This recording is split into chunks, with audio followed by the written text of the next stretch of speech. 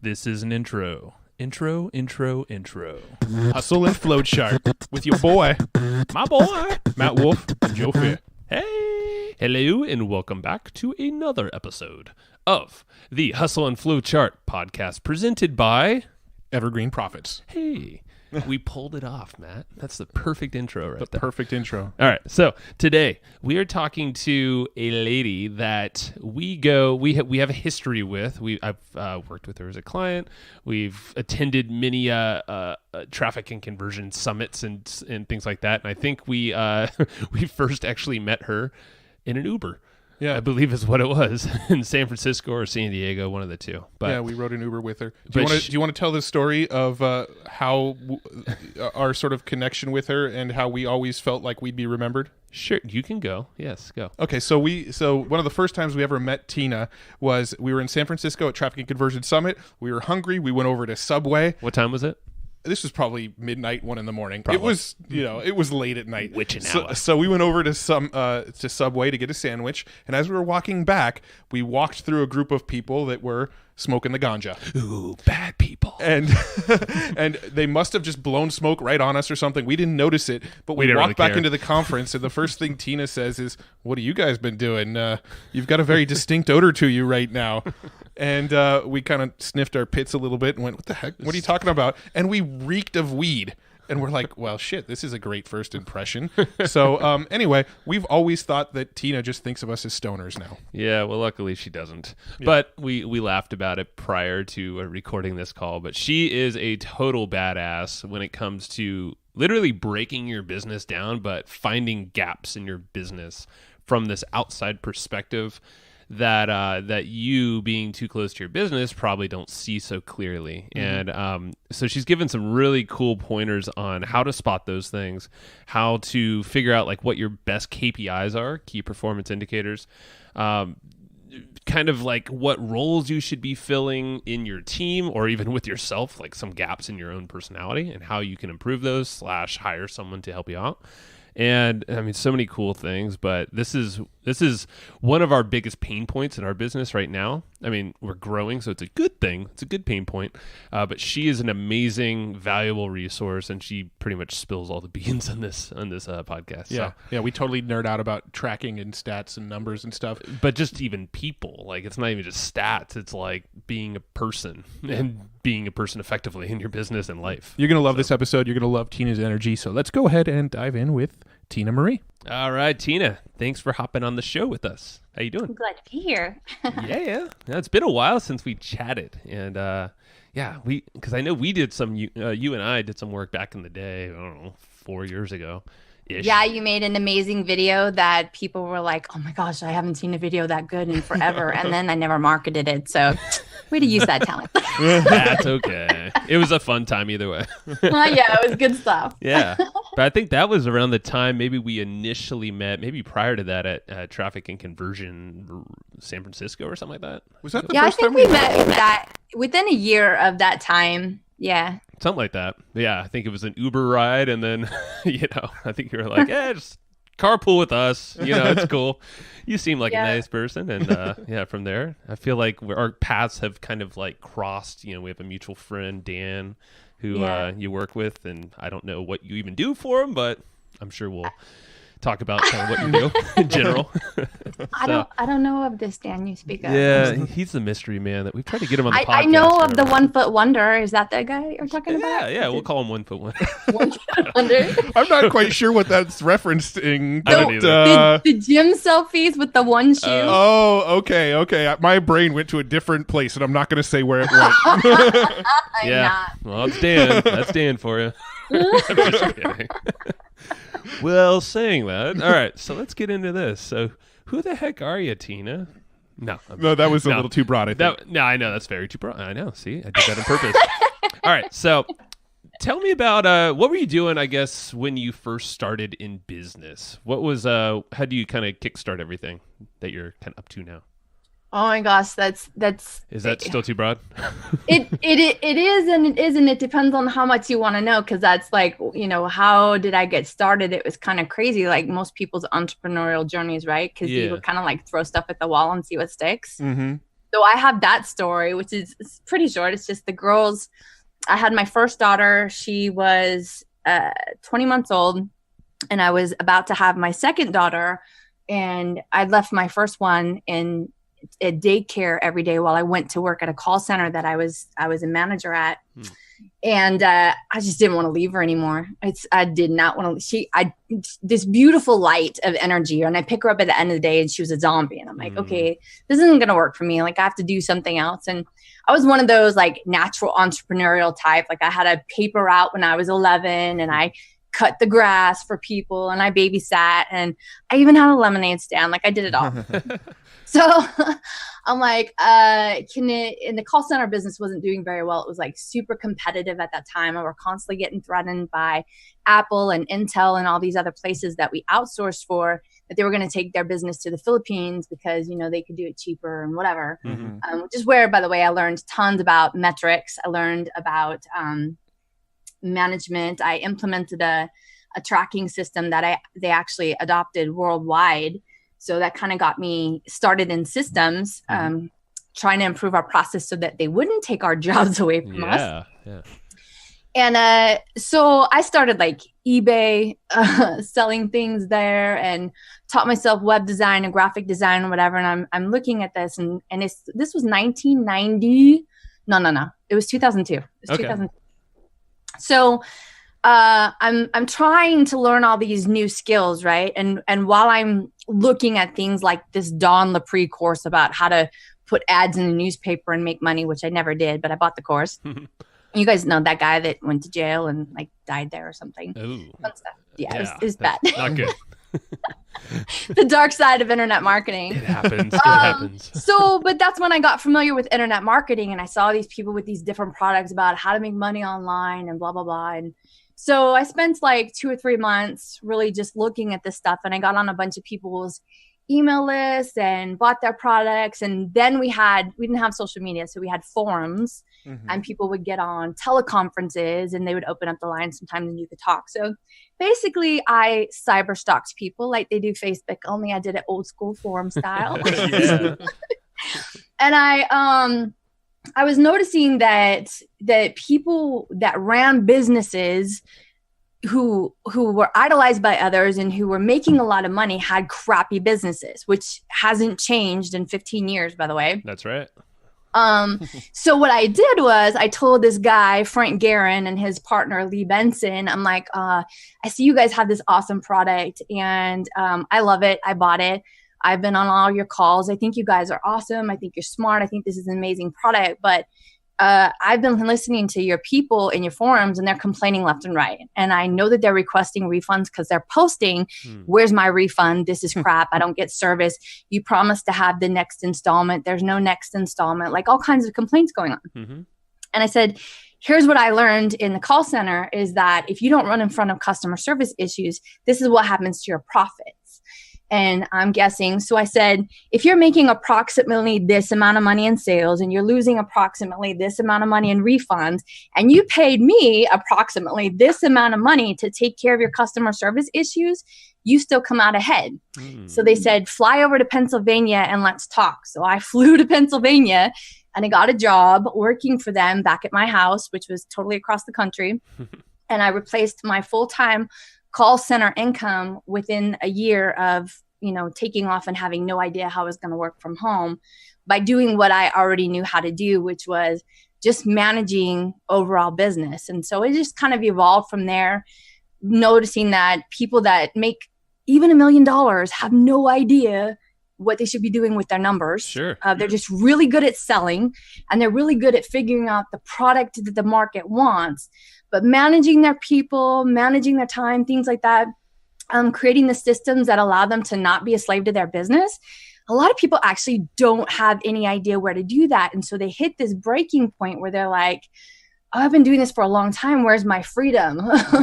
Where's the freedom I'm supposed to have from this business? And that's when they start to have an awareness, which is when somebody says, hey, go talk to Tina. And then I take care of it. I love it. because that is speaking our language more than you can believe. You probably already knew that, though. Yeah, it's not more than I can believe, I promise. Right. But it's true because, I mean, we've been doing this since, for 12 years? 2007 is when we first started our blogging career.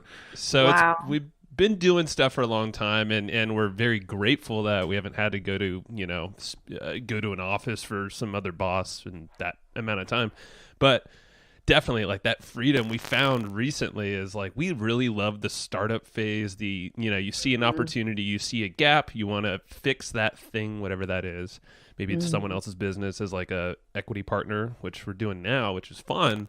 But it's like, we're doing that because we realize we don't like the management of the day-to-day of a business, nor are we really good at it. Yeah, that's kind of the plight of the entrepreneur, isn't it? Like, we tend to get really, really excited to get projects started, but then once a project's actually rolling, and now we're in the day-to-day of running that project, we all get bored very quickly with it. Well, so it's, you say we all, because there's actually two kinds of entrepreneurs that I found, and there was a book that I read that describes it really well, and rather than give my version of it, I'll borrow some authority from the book, which is called Rocket Fuel. Oh yeah, I read that one. Yeah, and they talk about visionaries and integrators. So I had identified them as being the sales networking type / and then the implementer, which is what I would call it, the one that managed the day-to-day stuff.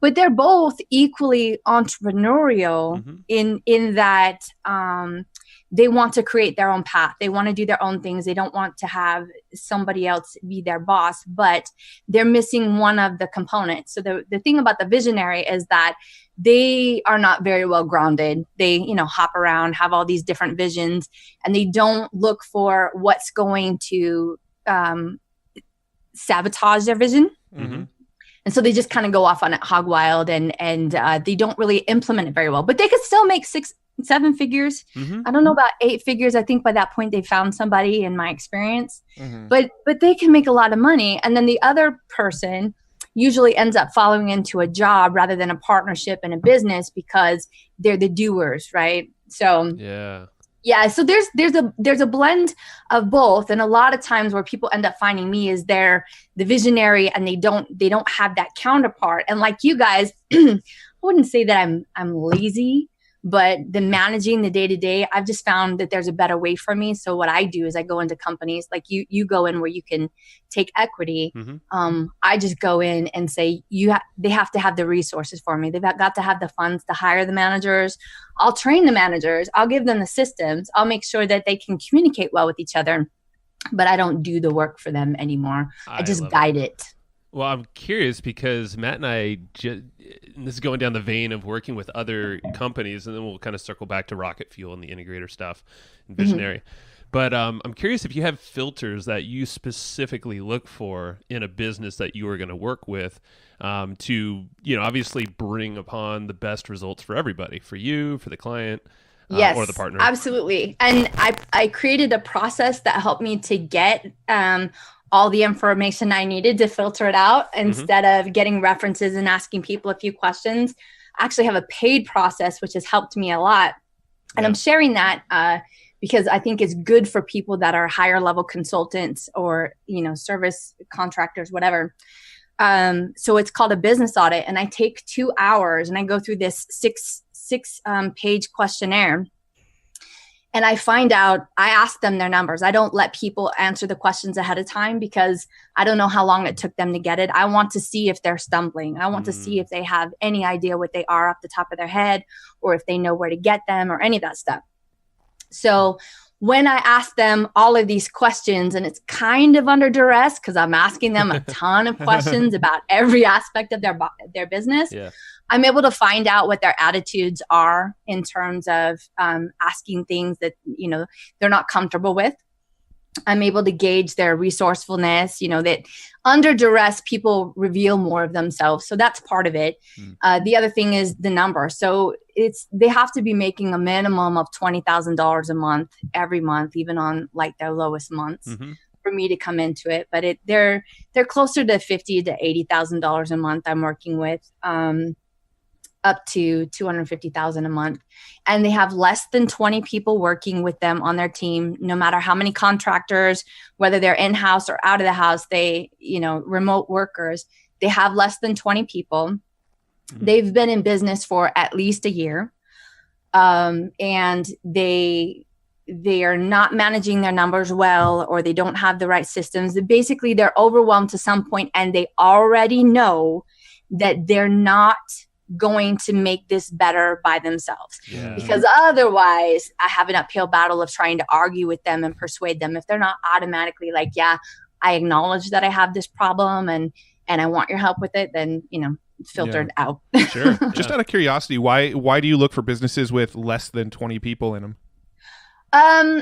Because there's a couple of reasons. Generally, it just happens to be that the small business world that's around where I can optimize them, they're under that amount of people.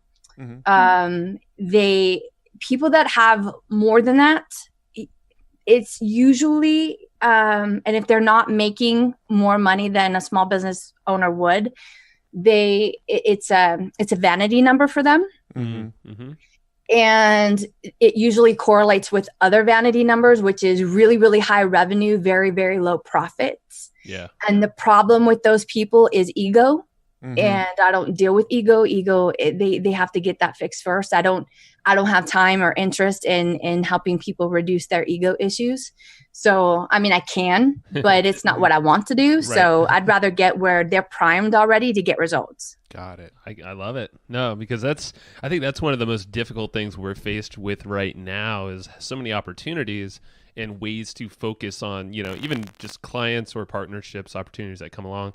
It's like, okay, we need solid filters. And also we kind of call them a setup. And Matt, he kind of took that from investing. Is like, okay, if you see like 3 things that are setting up to be something that's favorable, a favorable outcome, could be an investment based on criteria. We kind of are starting to do that with opportunities that come our way as well. Yeah, we have basically a list of criteria that we look for in a business that we're interested in purchasing. And basically the list is like 10 different items. And if a business has any 3 of those items, we're interested in that business. But we also have a list of red flags. So one red flag is a no-go. Mm-hmm. So we have basically a list of about 10 red flags. And if any of those 10 things, any one of them happens in that business, then we're not going to work with that business. So 0 red flags, plus they have to meet 3 of our criteria on our list of 10 potential criteria. So we have, I love it. We sort of built this system around it, which is sort of complex to explain, but in front of a whiteboard, it makes sense. Mm-hmm. Yeah, no, that's the biggest problem I find that most contractors, consultants, agencies, anything that you want to say is that they don't have those red flags defined. And so they take on jobs and clients that they shouldn't be because they're not a good match. And they get excited about those vanity numbers. They get excited about who it is or the potential or the opportunity. Mm-hmm. And what they don't look at is the stick and the likelihood of failure because of that red flag. Totally.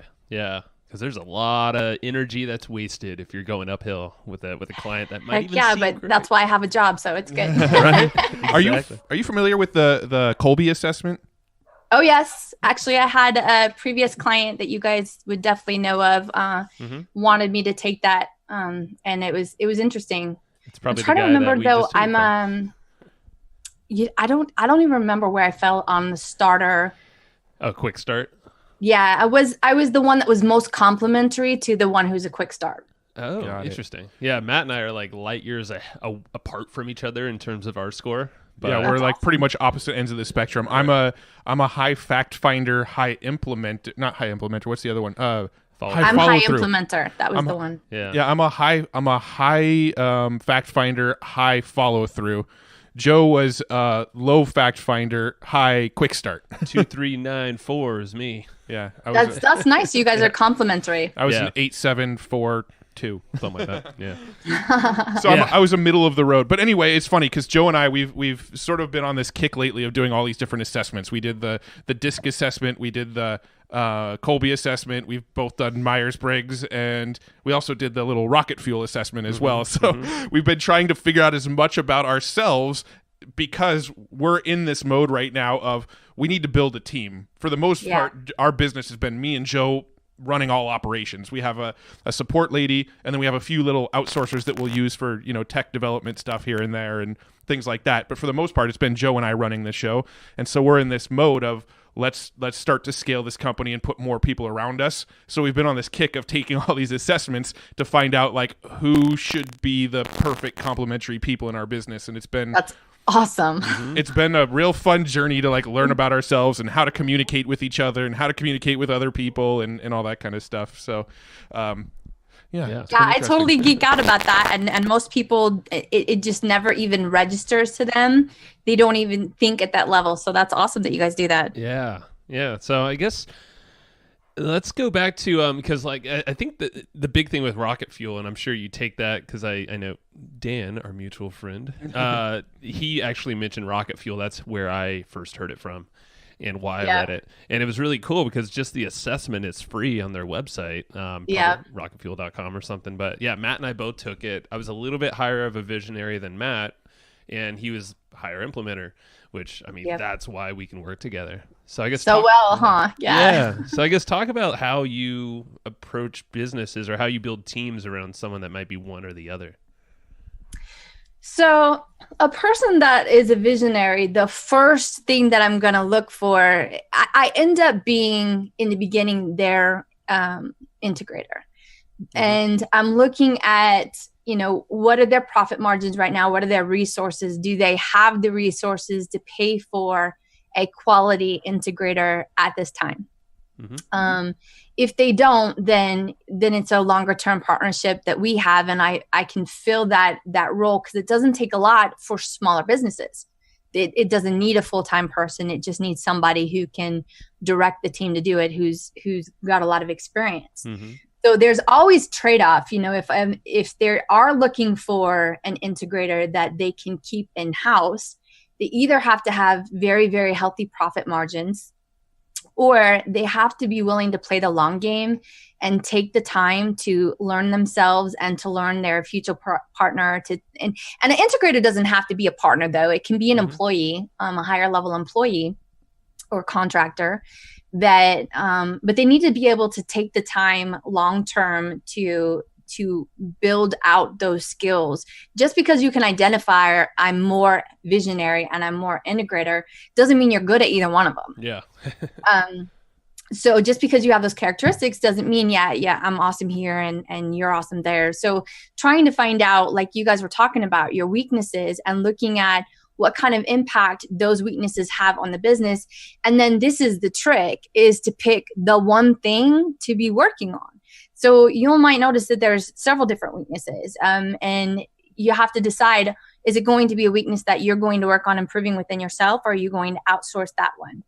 Generally, I'll have somebody work on one thing within themselves and find out the next resource that's going to have the highest impact. And that opens a whole new can of worms, which is where knowing business and knowing marketing comes in handy. Because if we're looking at their numbers, and once we finally sit there and identify what it is, and the biggest problem is a high refund rate.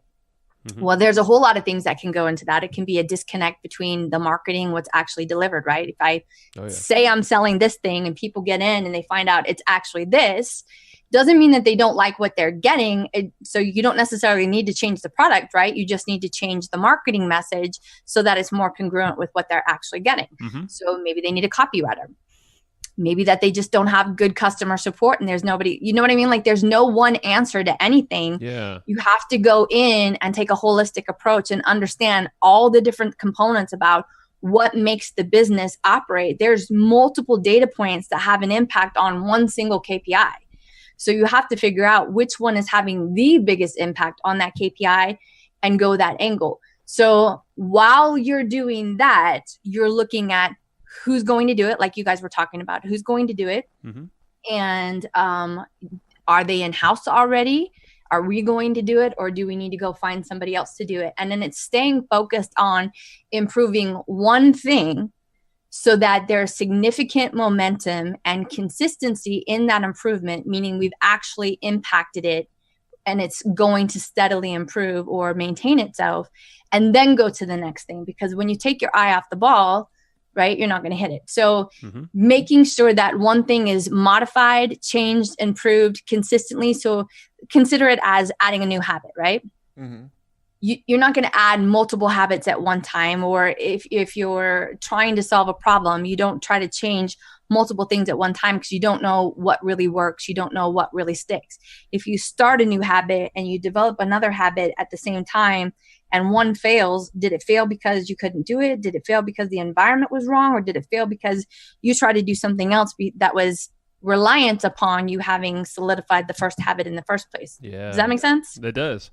There's just so much going on. Yeah, and it's interesting. It relates to Jay Abraham, a book that we've read, is that he kind of takes an outside 360 look at a business and looks for gaps. And sees how he can optimize that gap, not the whole damn business, but just that one thing. Yeah. And it sounds like that's kind of what you're doing here. It is. I made a post actually about a superpower I have, and I said it's asking questions, and I'm like, you can just call me Gap Girl and imagine my superpower cape behind you.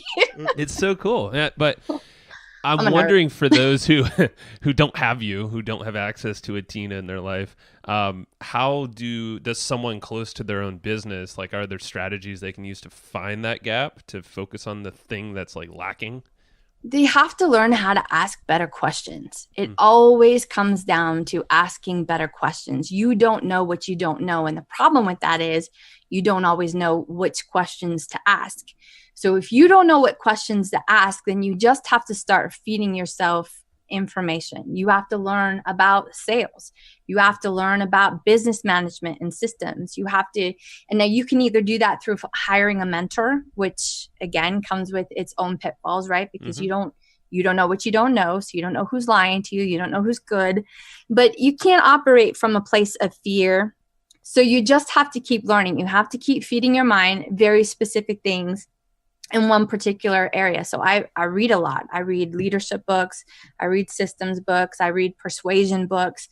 And then whatever I read, I take a little time to implement it. And every single time I work on implementation, I change because now I know something from experience versus theory. And now I see the world differently because when I experienced something new, I became a new person. So if somebody doesn't know where to start, they just start, period. Doesn't matter where it is. Learn something new, take what you learned, and instead of going to learning the next thing, implement something from what you learned, observe what happens from what you implemented, then decide what to do next. As long as you keep moving forward consistently, one day you wake up and it may be 5 months from now, it may be 5 years from now, you're going to look back and be miles ahead from where you were. And that's what I talk about, playing the long game. And most people won't do it. It's instant gratification. I have to see results now. That's not how it works. You can't follow somebody else's path because you're not somebody else. You won't ever duplicate somebody else exactly.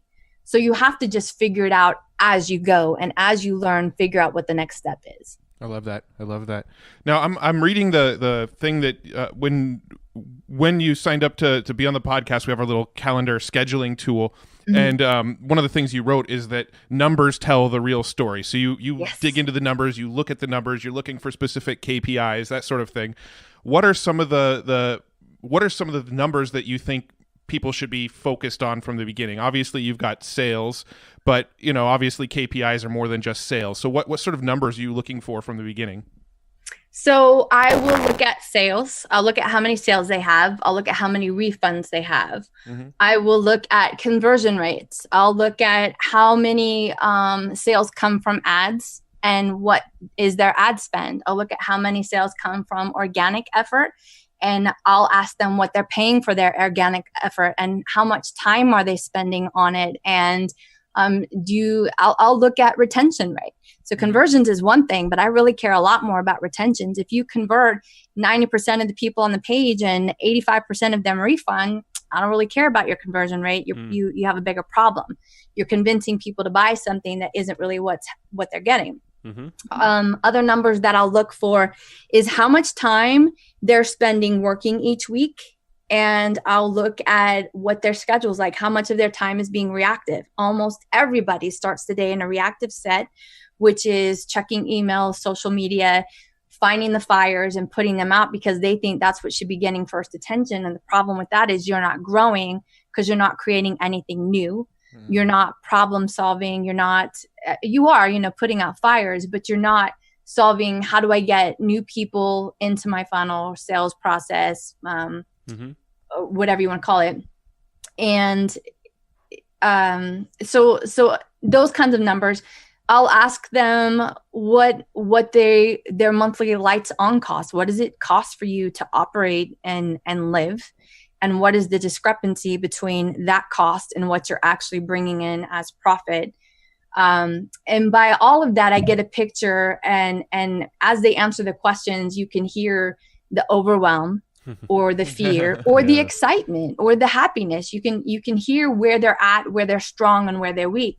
And wherever their strengths are, I'm looking for how quickly can we take greater advantage of your strength, and where their weaknesses are, I'm looking for how can we solve that weakness, either strengthening you in that way or finding somebody else to outsource this to, looking at the numbers and saying, is there room in the profits to be able to hire somebody to do this? And that's just it. Looking at that, everything from cost to income to time and energy going out. How much time do they actually have to be with their families? How much time do they have to sleep? Like, I'm asking everything. How much time do you have to do things that you want to do? How many days off a week do you take? And to me, that's the whole picture. And that's where you figure out what the biggest problem is. Because here's the thing, if they have really healthy profit margins, but they're working 7 days a week, there's a point at which everyone breaks. Yep. And it's different for everyone. But if a person is nearing the breaking point, it doesn't matter how profitable they are, they will implode. They will totally destroy the business, or a divorce is going to destroy it for them, or something else. You know what I mean? People forget to be a person, and they operate from a point of, I'm just the business. And you can't do that. You have to take care of the person and the business at the same time. So I'm looking for not just how well the business performs, but how well the person performs, and making sure that they're both at maximum capacity so that the game can keep on going, that this is a long-term solution that's going to work for them. Oh, I love that. That's so important. And I think that's something that so many people miss is there's so many people out there that are proponents of that hustle, always be hustling, sleep when you're dead kind of thing.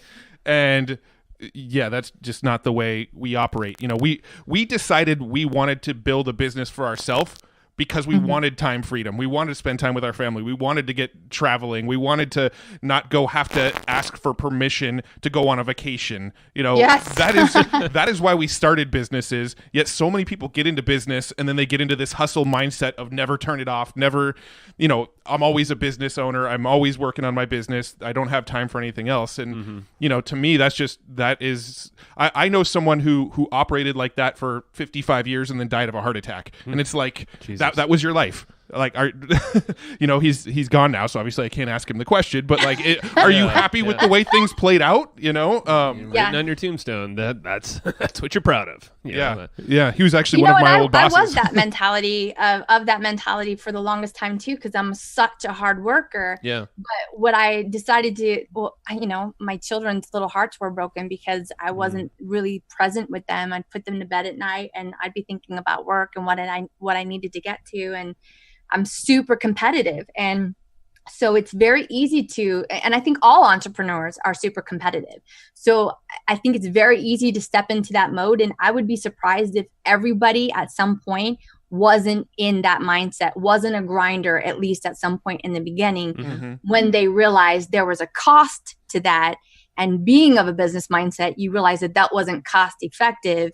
But I think that it's important, as you point that out, that people choose their mentors very wisely. They choose the books that they follow. There's Gary Vee and Grant Cardone, and neither one of them look very healthy. Right. I saw Grant Cardone bragging about his hard work while he was literally in the freaking hospital bed. Oh my God. He was in the hospital bed from having a heart attack. I'm like, man, you are out of your mind. You are missing the point. When it comes to your deathbed, you're going to be like, oh, I think I had it wrong. Yeah. I And mean, it's too late. there's that whole saying too, right? Of, when you're on your deathbed, you're not going to be sitting there saying, man, I wish I worked harder. Man, I wish I made more money. You're going to be sitting there saying, I wish I experienced more. I wish I traveled more. I wish I got to spend more time with my family. Those are the deathbed regrets that people have, not the, I wish I finally bought that Ferrari, Yeah, right. That's exactly right. And that you have to have that mindset shift before you can do the kinds of operations that I have people do, because because otherwise you get into the scarcity mindset that I'm not making enough and I'm not earning enough. And what you have to do is flip that switch and say, all right, how do I make more in less time so I can get more of this life? Yes. And until somebody wants that, they're not ready to do the things, because when you get into optimization, you have to say no to lots of things. You have to say no to lots of things so you can say yes to the right things. Yeah. But you have to be primed for that mentally, or you'll never do it. You'll constantly go back into the fear mindset and go, but this opportunity here, that FOMO, right? Fear of missing out. Yep. It's into play. So people definitely have to be primed, and they have to want to live life more than they want to make money. I love making money, but I would rather make a lot more money and less time. And so doing that through systems and optimization, but then also doing that through value, understanding what your worth is. There's a post I made today about the curse of knowledge. And I didn't have the phrase for it, but I was reading a book called Made to Stick by Chip and Dan Heath. Oh yeah, I've heard of so that. smart. I love that book.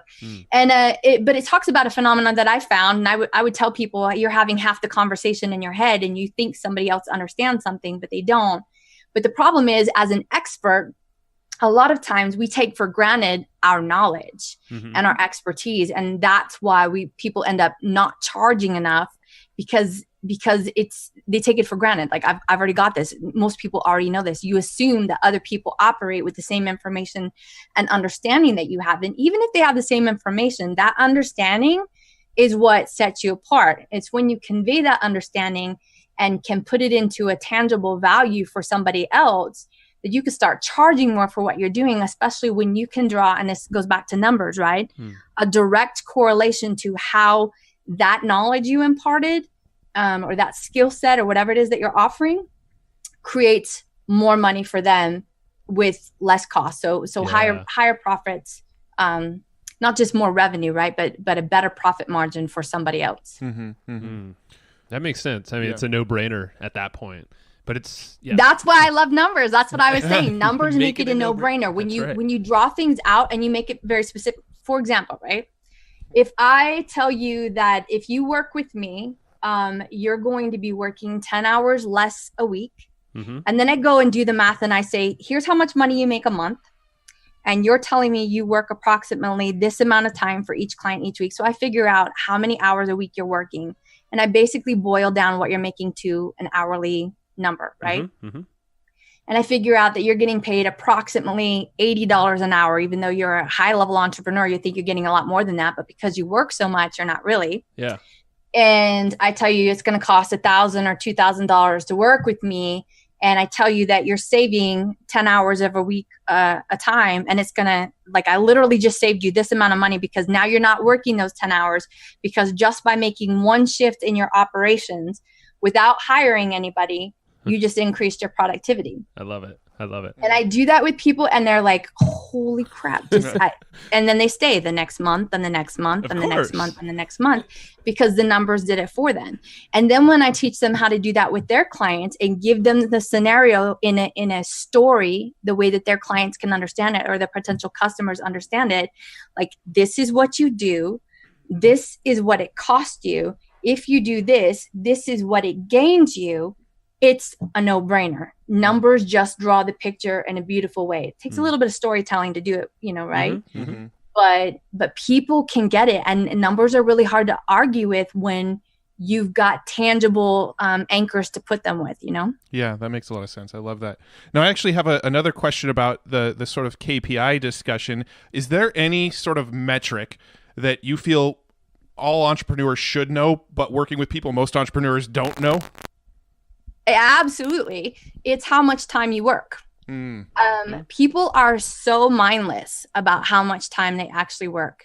most people have no idea how much time they're really putting in. They have no idea what it actually costs them to get new customers. A lot of people just really have no idea what a new customer costs them. They don't know what their profit margin is or their cost per acquisition.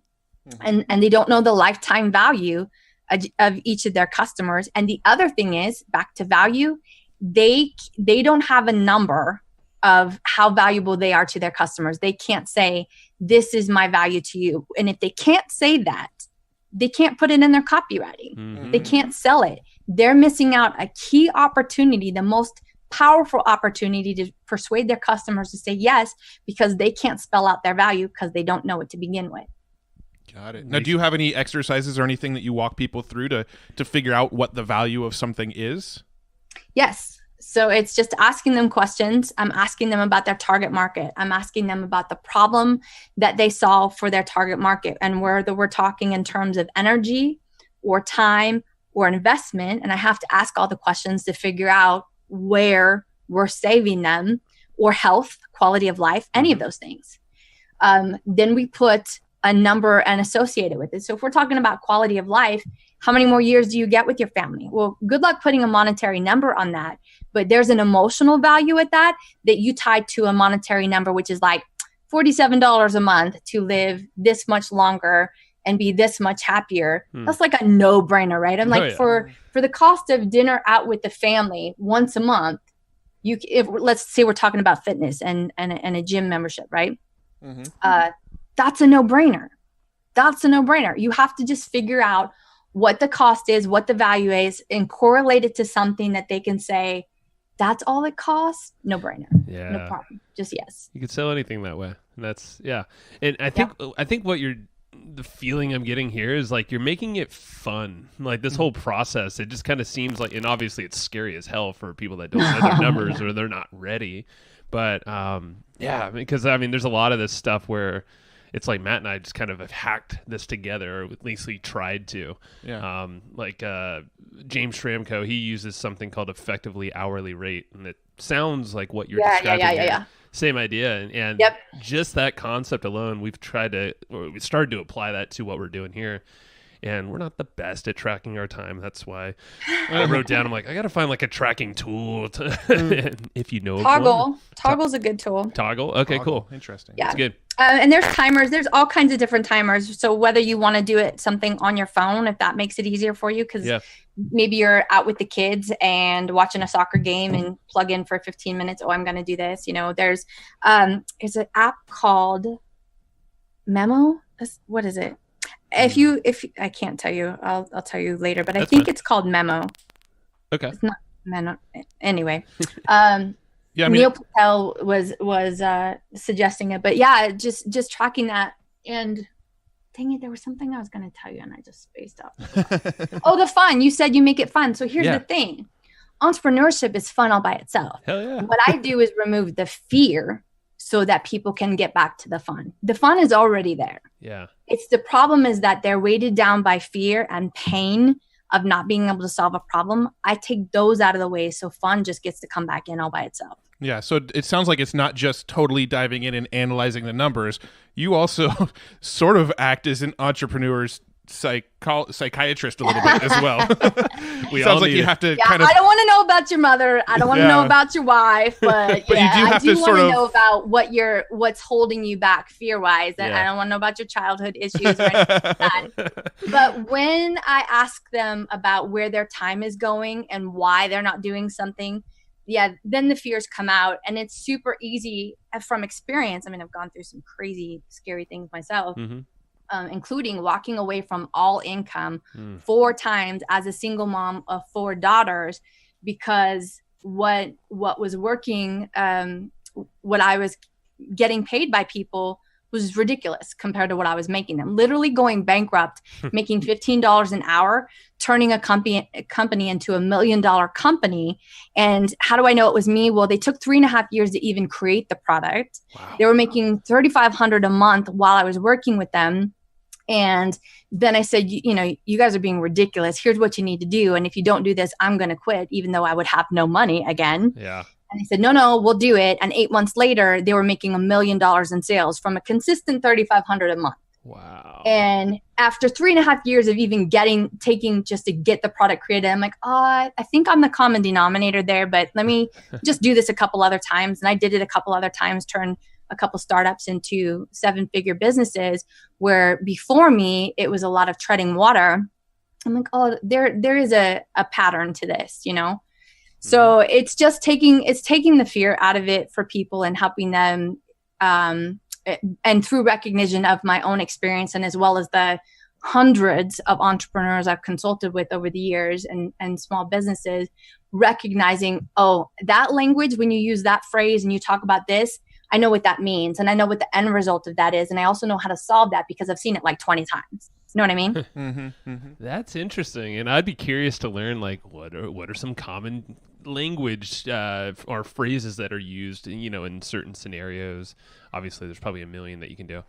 There's a bunch, yeah. Yeah. No, this is cool. Now, I'm curious about the team. So selfishly, like Matt and I right now are, we're looking for kind of some project manager types, assistant types, people that we can leverage our time better and go deeper on projects rather than more of the doing. And you said, you don't want a big team. It's vanity numbers, which we totally agree with. We like to be lean and manageable. Is there a magic number or maybe a process that you recommend when looking for maybe the best next hire?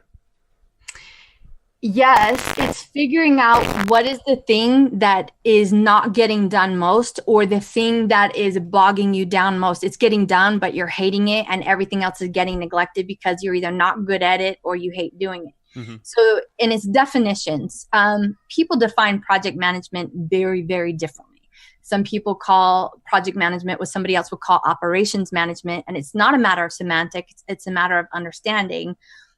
One person overseeing kind of all of operations, and another person just moving things along and pushing projects forward. Another definition some people have is the interface between a client and an agency or something. So it's making sure that, especially in partnerships, that everybody's on the same page about what that phrase means, what that looks like to them, because I guarantee you the visionary partner and the integrator partner both have very different ideas about what they want the project manager to do.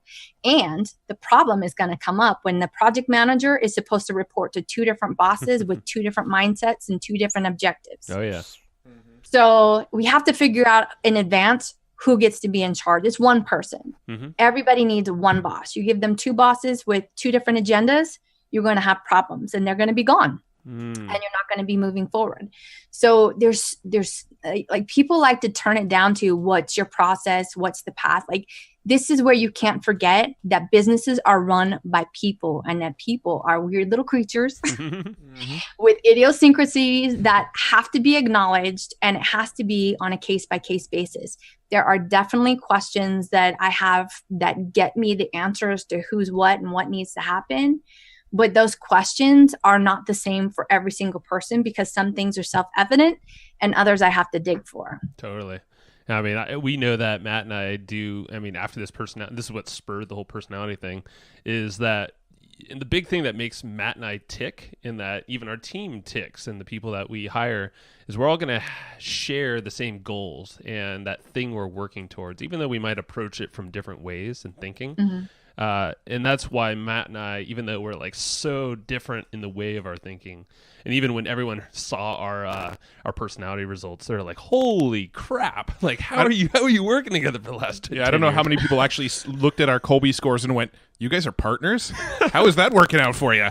Because you're complementary. That's the thing. Yeah, you're complementary. Otherwise, you wouldn't be able to work well together. Yeah, but it's interesting though. It's that shared goal, I think, is that big thing that obviously if our goals are different, it's shared values and goals. Yeah, you're right. Values are extremely important, and that's something that other people don't take into account. And it's very difficult when you have partnerships where one person is family oriented and another person is not, because what one person is willing to sacrifice, like that grinder mentality, and the other one who's like, dude, I just want to be with my family. Like this is my end game, is getting more quality time with my family, and the other person's numbers is goal is vanity numbers. It's like, how much money can I make? How many shoulders can I rub that are, how many Lambos can I get? That kind of thing. Yeah. If you don't have the same values, that relationship, just like a marriage, is going to disintegrate pretty quickly. Yeah. Yeah. And I'm sure it goes with a team that you hire as well, to an extent. Absolutely. Yeah. Absolutely. Personality types are a huge thing. When I'm doing interviews with people,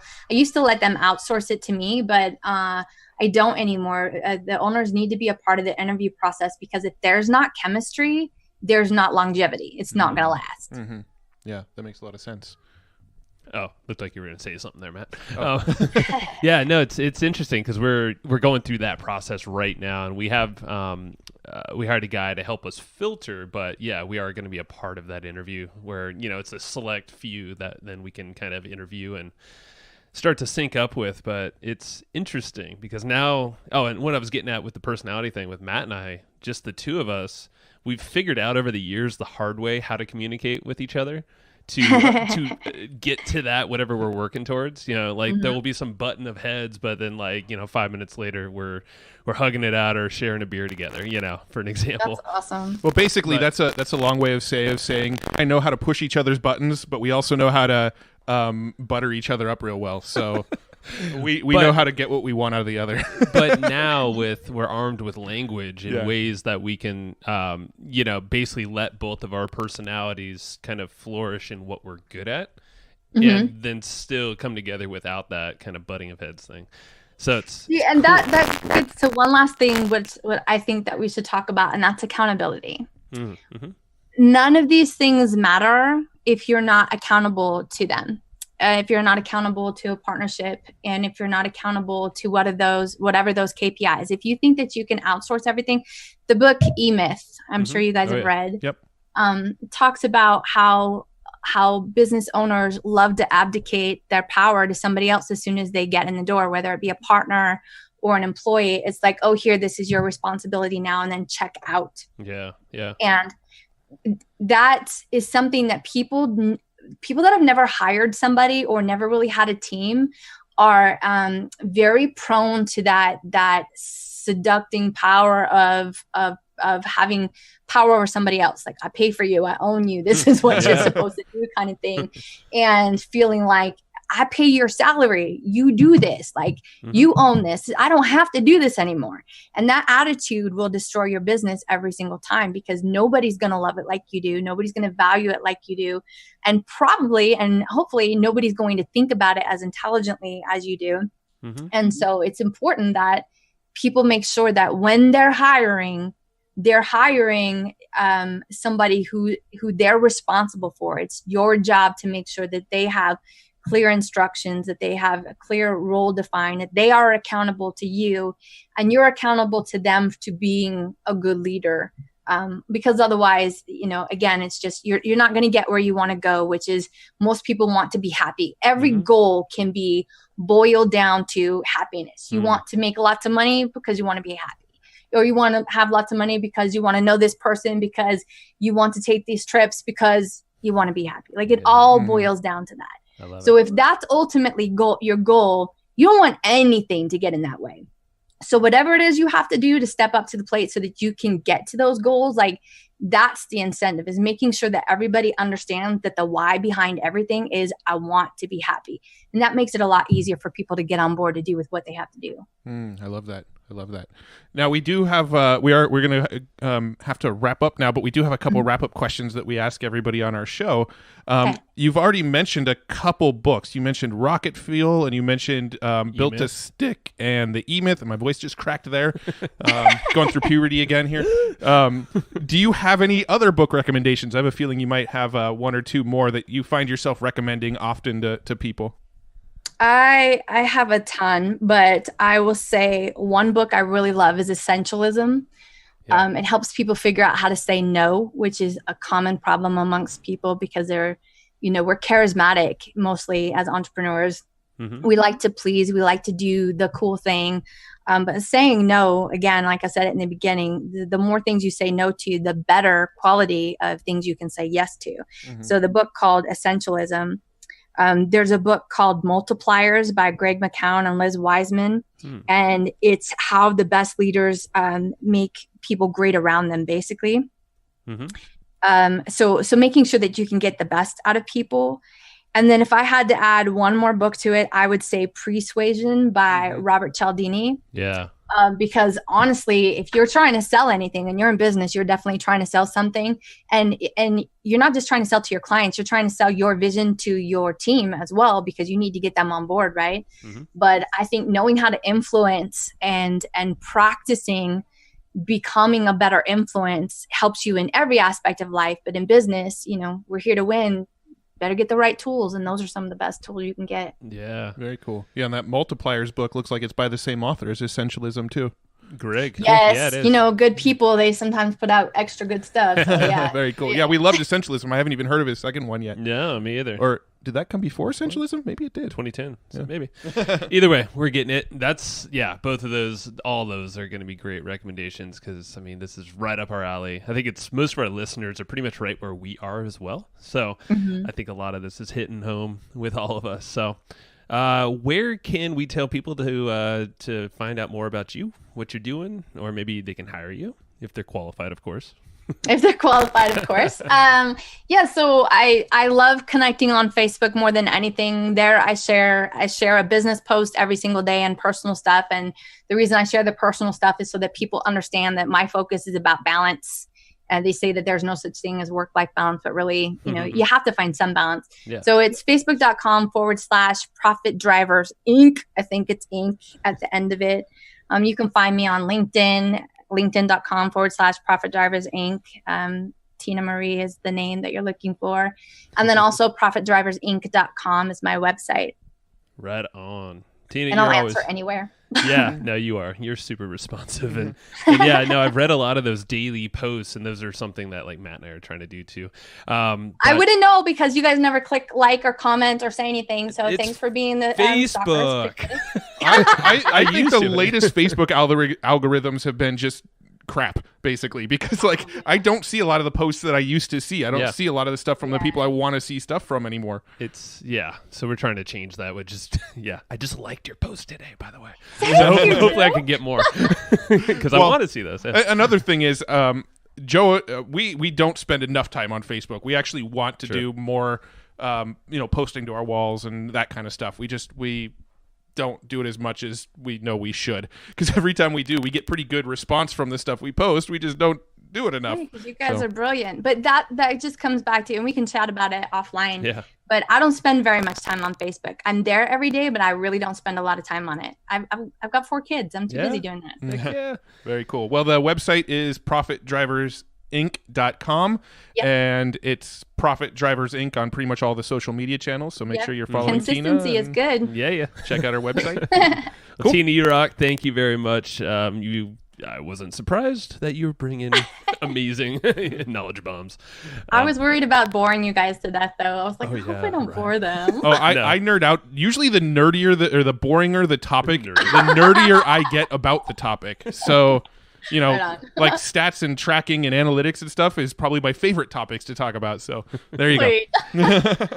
All right. Well, thank you guys for having me. It was lots of fun reconnecting with you. You have so much personality, and you made it enjoyable. So for anybody else that's thinking about getting on your show, they should definitely do it because you guys are awesome. Yes. Awesome. I appreciate that. All right. Thanks. See ya.